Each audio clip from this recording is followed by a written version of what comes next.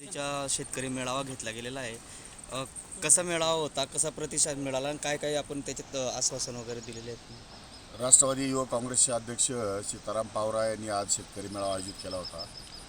राष्ट्रवादी काँग्रेस पक्षाच्या आदिवासी शेतकरी बांधवांचा.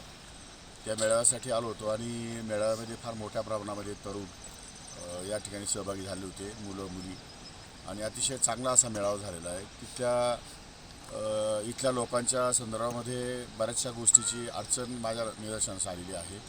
रस्ते बरोबर नाही, व्यवस्थितपणे सुविधा नाही आणि खूप पोटेन्शियल तोरणमाळमुळे असूनसुद्धा पर्यटनाच्या दृष्टीने तोरणमाळ फारसं डेव्हलप झालेलं नाही. तर त्या दृष्टिकोनातून येणाऱ्या बजेटमध्ये किंवा जिल्हा नियोजन मंडळामध्ये जास्तीत जास्त सुविधा या भागामध्ये कशा देता येतील आणि नियोजनबद्ध विकास कसा करता येईल हा विचार या ठिकाणी निश्चितपणे मी आज केलेला आहे.